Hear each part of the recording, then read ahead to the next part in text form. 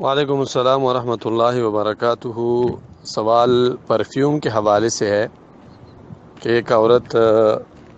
اگر پرفیوم استعمال کرنا چاہتی ہے اپنے کپڑوں پر یا اپنی باڈی پہ اپنے خاوند کے لیے تو کیا یہ جائز ہے؟ پرفیوم کا جو معاملہ ہے اس حوالے سے پہلے ہم نے گفتگو کی تھی، تقریباً 12 منٹ کی ریکارڈنگ تھی اور پوری تفصیل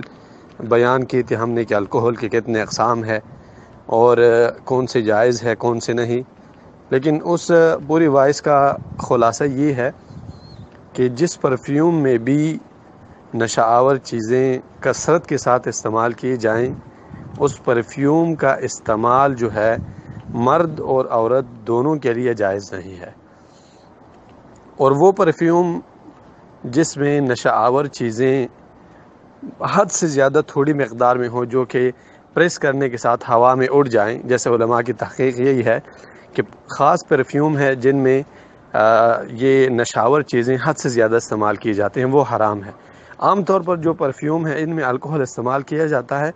لیکن بقدری ضرورت استعمال کیا جاتا ہے، وہ اتنا پرفیوم ہوتا ہے کہ جب ہم پریس کرتے ہیں تو وہ ہوا میں اڑ جاتے ہیں، انسان کے بدن کے ساتھ وہ نہیں لگتا۔ تو ایسا پرفیوم جو ہے استعمال کرنا مرد کے لیے بھی جائز ہے اور عورت کے لیے بھی جائز ہے۔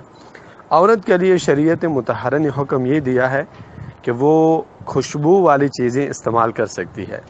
لیکن صرف ان لوگوں کے سامنے استعمال کر سکتی ہے جو کہ محرم ہے۔ غیر محرم کے سامنے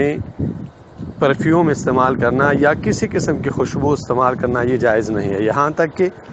رسول اللہ صلی اللہ علیہ وسلم نے ارشاد فرمایا ہے کہ ایما امرأۃ استعطرت، کوئی بھی عورت اگر وہ خوشبو لگاتی ہے پرفیوم لگاتی ہے اور یہ خوشبو اور پرفیوم لگا کر باہر جائے اور لوگوں میں گھومے تو آپ صلی اللہ علیہ وسلم نے فرمایا کہ انہا کانت وکانت، یہ عورت جو ہے ٹھیک نہیں ہے۔ رسول اللہ صلی اللہ علیہ وسلم کے حدیث کا مقصد یہ ہے کہ عورت زناکار ہے، چاہے وہ اپنے آپ کو کہے کہ میں زنا نہیں کرتی، لیکن یہ بھی زنا کا ایک قسم ہے کہ لوگوں کو اگتایا جائے اور لوگوں کو اپنی طرف جو ہے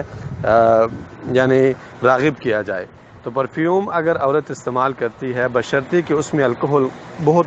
کم مقدار میں ہو، یا کوئی بھی خوشبو اگر استعمال کرتی ہے اپنے خاوند کے لیے یا محرم لوگوں کے سامنے، تو اس میں شرعاً کوئی محظور نہیں ہے۔ ممنوع اور محظور اس صورت میں ہے